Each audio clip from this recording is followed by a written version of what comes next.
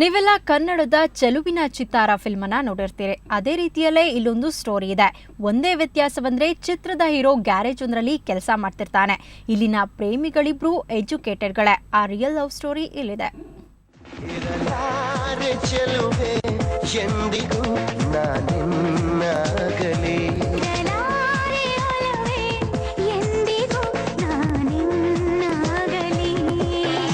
ಮುಖಕ್ಕೆ ಬಟ್ಟೆ ಕಟ್ಕೊಂಡು ಬರ್ತಿರೋ ಈ ಹುಡುಗಿಯ ಹೆಸರು ಸ್ನೇಹ.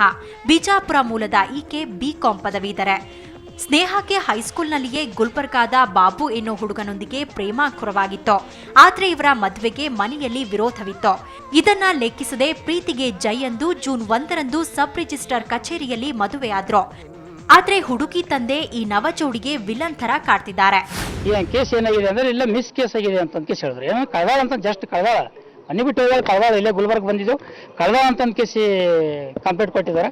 ಕೋರ್ಟಿಗೆ ಹೋಗ್ರಿ ನೀವು ಕೋರ್ಟ್ಲಿಂದ ಬಿಡುಗಡೆ ಮಾಡ್ಕೋರಿ. ಮೇಜರ್ ಏಜ್ ಮಾತ್ರ ಮೇಜರ್ ಅದ, ಹುಡುಗನ್ ಬಿ ಮೇಜರ್ ಅದ, ಹುಡುಗಿ ಬಿ ಮೇಜರ್ ಅಂತ ಸರ್ಕಲ್ ಅವ್ರು ಹೇಳಿದ್ರು. ಅವ್ರಿಗೋಸ್ಕರ ನಾವು ಈಗ ಕೋರ್ಟಿಗೆ ಬಂದಿದ್ದೇವೆ. ಇನ್ನು ತಮ್ಮ ರಿಸೆಪ್ಷನ್ಗೆ ಸ್ನೇಹ ತನ್ನ ತಂದೆಯನ್ನು ಕರೆದಿದ್ದಾಳೆ. ಆದ್ರೆ ಹರಸುವ ಬದಲು ಕುಪಿತಗೊಂಡಿದ್ದ ಸ್ನೇಹ ತಂದೆ ಗುಲ್ಬರ್ಗಾ ಪೊಲೀಸರಿಗೆ ಮಗಳು ಕಾಣೆಯಾದ ಬಗ್ಗೆ ದೂರು ನೀಡಿದ್ದಾರೆ. ಇದರಿಂದ ಈ ನವ ಜೋಡಿ ದಿನವೆಲ್ಲ ಠಾಣೆಯಲ್ಲೇ ಕಳಿಬೇಕಾಯ್ತು. ಇಷ್ಟಾದ್ಮೇಲೆ ವಯಸ್ಸಿನ ಪ್ರಮಾಣ ಪತ್ರ ಮತ್ತು ಮದುವೆ ನೋಂದಣಿ ದಾಖಲೆ ತೋರಿಸಿದ ಮೇಲೆ ಠಾಣೆಯಿಂದ ಮುಕ್ತಿಗೊಂಡಿದ್ದಾರೆ.